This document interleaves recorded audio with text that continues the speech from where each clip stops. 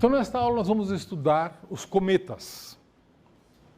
Cometas são também, assim como os planetas, as luas, os anéis, os asteroides, componentes do sistema solar, né?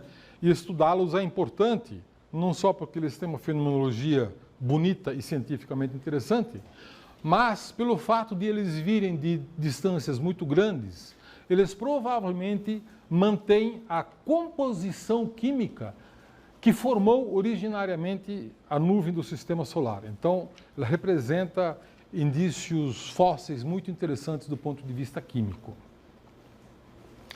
O cometa mais famoso da história é o cometa Halley, né? O cometa Halley foi o primeiro cometa periódico que se descobriu, né? Descoberta feita pelo Halley, que fez esses cálculos, ajudados por um amigo que entendia de gravidade, que se chamava Newton, né? Aí a covardia, né? Calculou então que o cometa de Halley era periódico, determinou a órbita, né? E com isso pôde-se registrar diversas passagens. Mostrou-se que a cada 75,3 anos o cometa de Halley volta, né? Então nós temos aqui registrado a passagem de 1986, que eu assisti. Cometas, aliás, historicamente dizem que trazem desgraças, né? Eu confirmei isso, porque no dia que eu fui ver o cometa Halley, quebrei o braço. Jogando futebol, é claro, não vendo o cometa Halley, né? Aqui a passagem de 1910, já existia fotografia naquela época, né? E aqui a passagem de 1066, que foi registrado numa tapeçaria, o cometa aqui, todo mundo apontando o dedo aqui, ó. Olha o cometa passando e tal, né? Então, esse cometa de Halley, em todas as suas passagens, foi muito visível, muito espetacular, né? E isso é parte da fama dele, é outra parte que foi o primeiro cometa realmente periódico que se descobriu, né? Na última passagem de 1986, a Agência Espacial Europeia mandou uma nave chamada Giotto, que chegou até o núcleo do cometa, né? E mostrou que o núcleo do cometa aqui, como se imaginava, era uma mistura, né, de gelo, pedra e gases, né? E aqui você vê os jatos dos gases sendo expelidos desse núcleo muito pequeno, né? A composição de um cometa, normalmente, você tem um núcleo cercado pela coma, e uma cauda de poeira e uma cauda de gás, esse azul aqui, em geral azul, né? Gás ionizado. Vocês vejam que essa composição típica de um cometa, você vê essa cauda de gás ionizado e a cauda de poeira. E aqui a coma, e no centro do coma você tem um núcleo, né? O núcleo é muito pequeno, né? Em geral 10 quilômetros, 20 quilômetros, raramente mais do que 20 quilômetros. Não que seja impossível, mas é raro. E os cometas normalmente têm a cauda apontada em direção oposta ao Sol, né? Você tem o Sol que aquece o núcleo, que faz com que os gases que estão lá dentro sejam expelidos, né? E o vento solar faz com que essa cauda, esses gases sejam jogados para trás, e isso forma essa bonita cauda à medida que o núcleo avança em direção ao Sol. Quando ele passa do Sol, ele começa a se afastar, e a figura é essencialmente a mesma, né? Você não pode dizer se esse cometa, com essa configuração, está se aproximando ou está se afastando, porque a figura é exatamente a mesma, né? Para cometas que se aproximam ou se afastam. Então, o modelo de gelo sujo, né, que é conhecido como modelo de gelo sujo, ele foi lançado pelo Fred Whipple no ano de 1950, e ele basicamente supõe que o núcleo de o cometa é composto por pedra, poeira, gelo, a maior parte, na verdade, é gelo, e gases congelados de dióxido de carbono, monóxido de carbono, metano, amônia e outros gases minoritários. Não são só esses os gases. Congelados, que estão armazenados nessa pedra de gelo, mistura de gelo com poeira, que fica a bilhões de quilômetros do Sol e, por alguma razão, uma perturbação gravitacional se aproxima do Sol e, na medida em que o Sol aquece o cometa, esses gases são aquecidos e são expelidos do cometa. Né? Então, por causa da força do vento solar, o vento solar é aquele vento de partículas ionizadas que são jogadas nas explosões solares, né? Associadas às manchas solares, joga então esses gases para trás do núcleo, formando essa cauda muito bonita. Essa cauda nem sempre é muito grande. Aqui você tem o cometa Holmes, um cometa periódico, visto em 2007, né? Onde você tem aqui a coma muito grande, o núcleo deve estar exatamente no centro do coma, e uma cauda azulada relativamente modesta ainda. Provavelmente estava muito longe ainda do Sol. Né? O cometa Magnó, em 2006, cometas Magnó existem muitos. Magnó é um sujeito que descobriu, acho que uns 60 cometas mais ou menos, muitos. Vocês vejam como é espetacular essa passagem e o tamanho dessa cauda do cometa Magnó. Né? Realmente um espetáculo. E por isso que os cometas são historicamente muito famosos e durante muitos séculos associados a mensagens, como mensageiros de más notícias. Né? Alguns achavam também que as caudas eram compostas por gases venenosos. Né? Tá certo? E vocês veem também que o cometa Magnó teve uma coma verde e uma cauda azul. Ok, alguns desses cometas já foram visitados por naves. Né? O primeiro deles foi a Giotto, a nave Giotto, que foi visitar o núcleo do Halley, né, fotografou o núcleo de Halley. E esse outro cometa de Hartley, que também é um cometa periódico, né, por isso é mais fácil de planejar uma missão, né, o núcleo dele tem também essa forma de amendoim, que aquecido pelo Sol você vê aqui os jatos de gás sendo expelidos do núcleo. Né. E a nave Deep Impact Probe, uma nave da NASA, que visitou o cometa Tempel. Esse cometa Tempel chegou no núcleo dele e lançou um impacto contra o núcleo para ver o que acontecia. E o que aconteceu foi isso. Liberou aí uma grande quantidade de gás e poeira. Né? Aqui nós temos o cometa recente, o Lovejoy, de 2011. E ele foi fotografado por uma nave chamada Sorro, que fica observando o Sol. Né?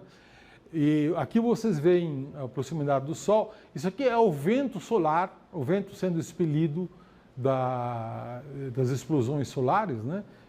Você vê as explosões aqui quando o vento aumenta a intensidade. E o cometa Lovejoy aqui, vocês vejam quando chega que o vento forte arranca um pedaço da cauda e leva embora, né? Presta atenção que isso vai acontecer. Quando chega uma explosão mais forte, parte da cauda é arrancada aí e leva embora. Esse é o cometa Lovejoy. Um outro cometa muito notório foi o cometa Ison. O cometa Ison foi descoberto para ser um dos grandes eventos, né, dos nossos tempos. Né? Ele teve a sua passagem no periélio no dia 28 de novembro de 2013, certo? Vocês provavelmente se lembram disso, né? Que havia uma expectativa de que depois da passagem do periélio, liberando muitos gases, ele seria um cometa muito visível no céu, possivelmente um feito aí entre os históricos, né? Feitos históricos, cometas históricos, né? Esse aqui é uma fotografia tirada pelo telescópio espacial Hubble, né? Quando ele estava longe ainda, que você vê o núcleo e o coma. Mas quando ele se aproximou do Sol, aconteceu uma coisa muito inesperada. Ele foi destruído. Ele desintegrou na passagem do periélio. Né? E eu vou mostrar aqui uma sequência de fotografias, né, feitas por duas naves, a nave Sorro e a nave Estéreo. Então aqui um primeiro filme, onde você vê o cometa Ison com as duas caudas aqui se aproximando do Sol, e aqui numa vista ampliada, ele vai aparecer, né, agora um zoom maior, ele vai aparecer aqui se aproximando rapidamente do Sol, e saindo do outro lado, mas só sai aqui uma quantidade de gás, já não tem mais núcleo. O núcleo sumiu, se desintegrou. E aqui nós vamos ver com dois zooms, né? Um zoom pequeno em azul e um zoom maior aqui em vermelho. Aqui você vê ele se aproximando, agora já chega aqui num zoom maior, né? Ele sai aqui, um resquício de gás que você vê aqui, e que acaba aos poucos, enfim, se definhando, e depois de algum tempo o cometa sumiu, né? Quer dizer, deixou de ter um núcleo que pudesse evaporar gás, né? Então, na passagem do periélio, ele morreu. 28 de novembro de 2013, acabou. Curioso, né? Esse cometa não era periódico, ele tinha sido a primeira vez que ele tinha sido visto, né? Vocês vão se perguntar, mas como assim? Por que ele se desintegrou? A ideia, na verdade, é que ele era um cometa muito pequeno, muito menor do que se supunha no início, né? Não se sabe exatamente. Houve muitas estimativas do tamanho do cometa, que no início achava-se que tinha um núcleo de 6 quilômetros, né? E no final das contas, acha-se que o núcleo, na verdade, tinha menos de 500 metros, né? E era um núcleo, de fato, muito pequeno, e quando chegou tão perto do Sol, simplesmente o núcleo se desintegrou. Vou mostrar ainda um outro vídeo, também feito pela nave Sorro em 2007, que é o cometa Encke. E que vocês veem aqui o vento solar, né? O vento solar, e aqui o cometinha. Olha, presta atenção, esse vento está chegando, olha o que faz com a cauda. Arrancou a cauda. Mas feito lagartixa, quando você corta a cauda cresce de novo, certo? E foi o que aconteceu também com o cometa Encke. A cauda voltou a crescer e insistiu indo lá para o centro do Sol. Olha, aqui a cauda já está refeita, né? Esperando, evidentemente, chegar mais uma explosão solar, né? Você vê que a cauda vai enfim, soltando aqui aos poucos jatos aí para trás, né? Eu vou tentar aqui repetir para vocês prestarem atenção quando o cometa agora vai chegar ao frente, ele vai arrancar a cauda. Presta atenção. Leva a cauda embora. E o cometa fica sem cauda, uma cauda muito pequena, né? Que se restabelece. Vocês vejam que também são fenômenos bem recentes, né? É claro que você fotografar um cometa numa passagem tão próximo do Sol exige uma tecnologia realmente extraordinária, né? E isso se consegue mandando uma nave no espaço com um coronógrafo. Você faz um anteparo do Sol, né? Produz um eclipse artificial, né? De tal maneira que você consegue ver o que se passa na vizinhança imediata, que se você não fizer esse eclipse, a visão fica ofuscada, né? Pela luz do Sol, você não vai ver o cometa, que tem um brilho evidentemente muito menor do que um Sol, né? Aqui nós temos um outro cometa se desintegrando, né? Ele foi fotografado em 3 dias consecutivos pelo telescópio espacial Hubble, e você vê o núcleo dele se desintegrando e lançando fragmentos que estão sendo jogados aqui para trás, né? E evidentemente uma desintegração desse núcleo, né? Então, os cometas têm uma importância histórica muito grande, e agora recentemente a gente descobriu que eles também desaparecem com uma certa frequência, não é? Alguns destruídos pelo Sol, outros se desintegrando sem mais nem menos, e outros, como por exemplo o cometa Shoemaker-Levy, se desintegrou por causa do campo gravitacional de Júpiter e caiu em Júpiter. Ele se desintegrou no ano de 1993 e colidiu com Júpiter em julho de 1994. Né? Então, aqui você mostra a desintegração que ocorre, e ocorre por causa do campo diferencial. O campo de Júpiter é muito intenso, então ele produz mais força numa ponta do cometa, apesar de ter núcleo pequeno, um pouco mais de força numa ponta do que na outra ponta. E isso produz um estresse que acaba rompendo o núcleo em diversos pedaços, né? Então, em julho de 93, você viu isso, janeiro de 94, março de 94 e maio de 94 já havia 20 pedaços alinhados para morrer em Júpiter, certo? E foi uma grande expectativa, né? Meus colegas astrônomos, todos lá no telescópio, tentando fotografar. Na época eu estava na Alemanha, estava dando um curso lá numa universidade, eu só acompanhei de longe, mas foram registrados com surtos, com rápidos, né? Chamas, ou um clarão, visivelmente um clarão de Júpiter, né?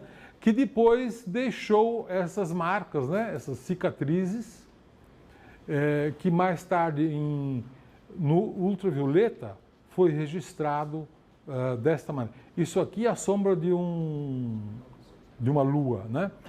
As cicatrizes do cometa são essas aqui, né? Que jogou então esses pedaços A, B, C, D até W estão aqui. O registro das marcas de H, B, Q1, Q2, R, D, L e assim por diante, né? Cada um desses pedaços deixou uma marca que pôde ser depois mapeada, né? Então, o Sol destrói cometas e Júpiter também destrói cometas. E a Terra também destrói cometas, felizmente. Dizem que a nossa água vem daí. A água aqui do planeta Terra vem dos diversos cometas que a Terra consumiu por colisão, né? Cometas são ricos em água, então eles trazem a água e deixaram aqui os oceanos para nós. De onde vêm os cometas? A resposta mais óbvia é que os cometas vêm da nuvem de Oort. Isso é parcialmente verdade, não é inteiramente verdade, porque nós já vimos também que os centauros muitas vezes se manifestam como cometas e não vêm da nuvem de Oort, e que objetos do cinturão de Kuiper podem também virar cometas, e eles também não são da nuvem de Oort. Mas os planetas de longo período ou os planetas não periódicos, este sim, vem da nuvem de Oort. E o que é a nuvem de Oort? É uma nuvem hipotética, formulada pelo astrônomo holandês Oort, e que afirma que existe uma nuvem de pedras, de núcleos de cometas, distribuídos a uma distância maior do que 50.000 unidades astronômicas. 50.000 unidades astronômicas é 1000 vezes a distância de Plutão. É lá que começa a nuvem de Oort.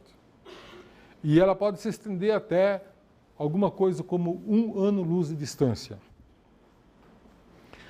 Se imagina, se calcula, se estima que haja aproximadamente de 1 a 10 trilhões de núcleos de cometa na nuvem de Oort. De 1 a 10 trilhões de núcleos. A nuvem de Oort tem mais cometas do que tem estrelas na Via Láctea. Tá certo? de 1 a 10 trilhões. E se você somar toda a massa desses núcleos de cometas, você tem uma massa equivalente à soma da massa de todos os planetas do Sistema Solar. É muito cometa. Os cometas são pequenos, têm núcleos pequenos, né? 10 quilômetros, 20 quilômetros. Em geral, menos de 20 quilômetros, né? Mas, somando toda a massa, ela é grande, né? Então, digamos assim, do ponto de vista de história da formação do Sistema Solar, essa massa ainda é bastante relevante também, uma vez que ela equivale à soma da massa de todos os planetas, né? E é possível até que parte dessas núcleos de cometas da nuvem de Oort tenha sido ejetados do sistema planetário, né? De alguma maneira possa ter sido jogado para fora, mas provavelmente a maioria está lá porque nasceu lá, possivelmente, né? Ok, até julho de 2013, tinham sido determinadas órbitas de um total de 4.894 cometas, dos quais 470 eram periódicos de período curto. O que é um cometa de período curto? É um cometa que volta com períodos menores do que 20 anos. São chamados a família de Júpiter. Por que a família de Júpiter? Júpiter tem um período de aproximadamente 12, 13 anos, né? Então, um cometa que tem um período menor do que 20 anos é tipicamente o período de Júpiter, né? Portanto, ele chega até uma distância aproximadamente da órbita de Júpiter, né? E existem os cometas periódicos de longo período, né? Que são aqueles que têm um período de 20 anos a 200 anos, que são a família de Halley. Halley, o cometa Halley, tem um período de 75,3 anos. Então, pertence a essa família de cometas de longo período. Conhecemos apenas 70 planetas da família de Halley e 470 da família de Júpiter. Somando os dois, vocês vejam que dá 540. É apenas 10% dos planetas, dos cometas, né? 90% é não periódico. Visitou o Sol apenas uma vez e provavelmente nunca mais, né? São cometas não periódicos, né? Vejam que a família de Júpiter, 470, eles de alguma forma podem ser identificados ou confundidos com os centauros e o cinturão de Kuiper, né? E a família de Halley são cometas que vieram da nuvem de Oort, né? E vejam que é possível que alguns desses cometas, quando vieram da primeira vez, não eram periódicos, né? Eram cometas de visita única, mas por causa da perturbação de Júpiter, principalmente de Júpiter, que tem a maior massa, mas também de Saturno, Netuno, essa perturbação fez com que o cometa perdesse energia e passasse de uma órbita hiperbólica para uma órbita elíptica e, portanto, uma órbita presa ao sistema solar, tornando-se periódico, né? E, finalmente, então, como eu já mencionei, né, os planetas são também, supostamente, a fonte da água na Terra, né? Pelo menos grande parte, possivelmente, talvez tudo, toda a água que nós temos aqui, vem dos cometas. Claro que cometas que colidiram aqui ao longo de bilhões de anos, né? Cada um deles trazendo uma certa quantidade de água, né? Que, aliás, sabe-se hoje que também existe sob a superfície da Lua, né? Existem lugares onde tem acúmulos de gelo, que supostamente são também cometas que colidiram, né, com a Lua e deixaram um reservatório de gelo sob a superfície. É claro que na superfície não há gelo.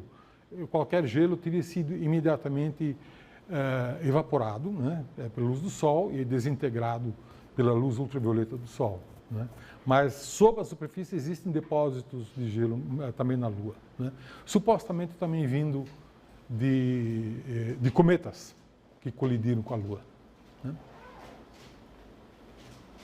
Perguntas? Professor, quanto à nuvem de Oort, é um fenômeno do Sistema Solar ou todo o espaço interestelar dentro da Via Láctea é preenchido por asteroides? A pergunta é se a nuvem de Oort é um fenômeno do Sistema Solar ou se esse fenômeno é comum a outras estrelas, né? Nós temos uma certa dificuldade de responder essa pergunta. Por quê? Porque cometas são objetos relativamente pequenos e efêmeros, né? A gente observa eles no Sistema Solar. Em outras estrelas é muito difícil de você observar cometas, mas já foram observados. Já existe registro de pelo menos 10 cometas em outras estrelas, né? Ao passarem na frente da estrela, existem evidências espectroscópicas da absorção da luz da estrela pelas caudas dos cometas, né? Há pelo menos uns 10 casos desses registrados, o que sugere que cometas sejam um fenômeno comum nas estrelas, né? De uma certa maneira, seria absurdo pensar que o Sol, o Sistema Solar, fosse um caso único. Então, o que se pensa é que a melhor hipótese é de que o caso solar é um caso típico. Nós não temos hipótese melhor, né? Essa poeira que tem dentro das galáxias pode ser asteroides ou é poeira mesmo? Não, é poeira. A poeira interestelar é poeira, não tem nada a ver com núcleos de cometas, etc, etc, né? São partículas, são grãos muito pequenos, individuais, soltos, e não estão de forma nenhuma associados a corpos como asteroides e cometas, né? Se o cometa tem a trajetória hiperbólica, ele sai do Sistema Solar? Sim, porque a energia de ligação dele é positiva. Ele não está ligado gravitacionalmente ao Sol, né? Então, digamos, ele sai do Sistema Solar na medida em que ele não está gravitacionalmente vinculado. Ele pode, eventualmente, numa aproximação com Júpiter ou com algum outro planeta, perder energia e tornar a sua energia total menor do que a energia de ligação, né? Então, ele sai com uma velocidade menor do que a velocidade de escape. E isso faz com que ele assuma uma órbita elíptica. E aí ele se torna um cometa periódico, né? De longo período, evidentemente, porque pertence à família Halley, né? E não à família de Júpiter.